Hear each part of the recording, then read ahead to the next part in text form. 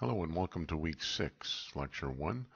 Going to have a quick bit on small companies, bit of review from last week, sales forecasting, and pro forma financial statements.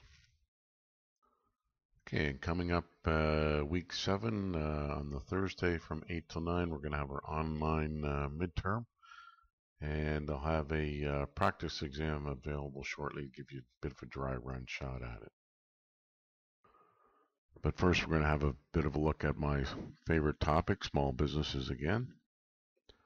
Most startups, and this has been pretty steady for the last 10 to 15 years, and by most I mean 80% small company startups tend to be service-based.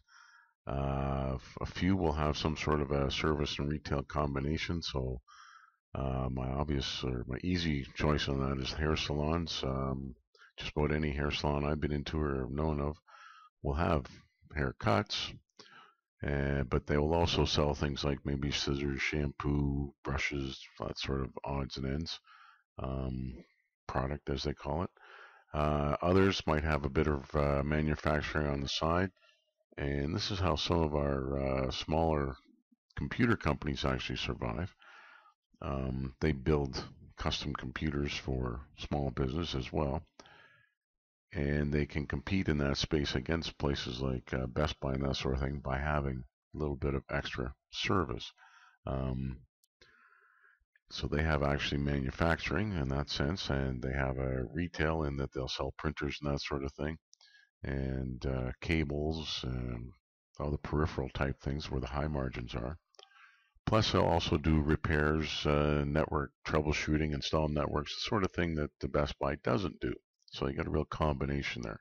And usually they'll give a better warranty as well. And of course, with their warranty, all you have to do is take it into the local store rather than take it to Best Buy or ship it back to Acer or something like that yourself. You deal with the local dealer right here in town. Now, when we think of small business, small service businesses, they differ in the big manufacturing type things in that inventory is usually the available time that the company has to work or the idle equipment. But we don't have any real goods other than in the hair salon where we might sell some product on the side. The main business is actually the available time of the company.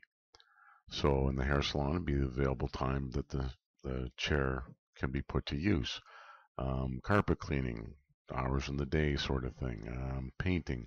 What all these companies are really selling is time.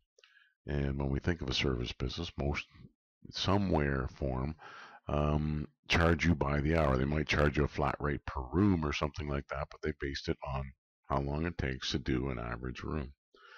Okay.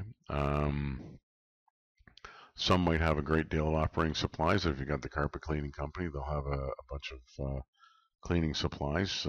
Painting company will have operating supplies like paint, maybe wallpaper if they're doing that sort of thing.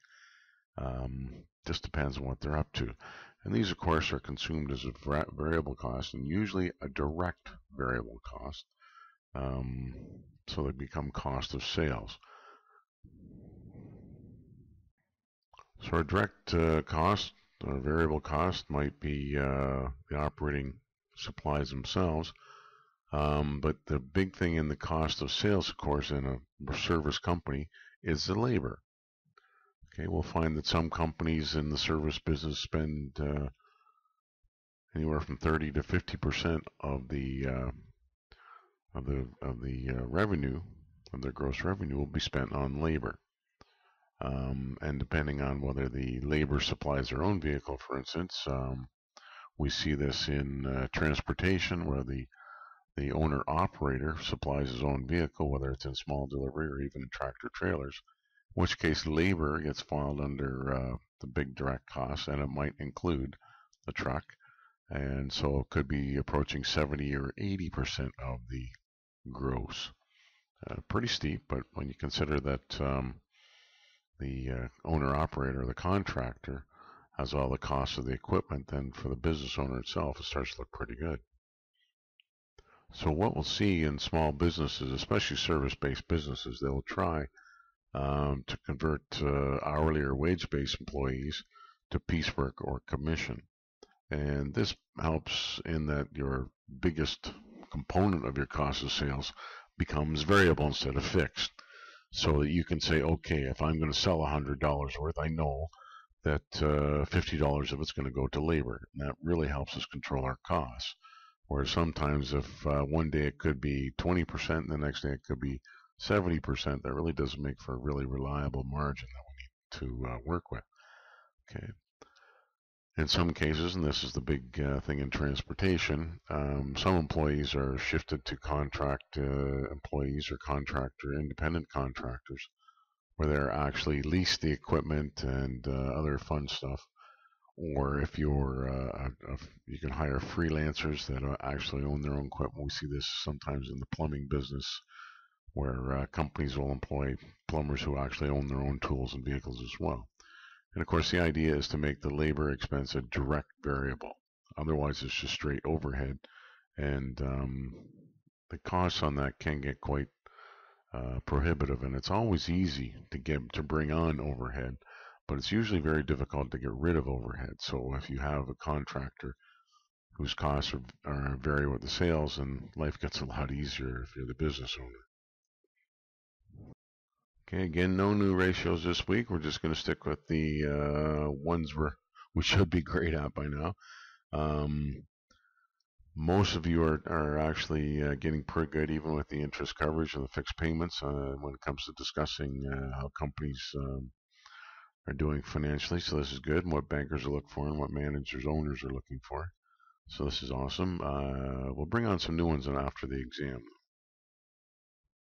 And of course, common size, more ratios, I guess you could call them.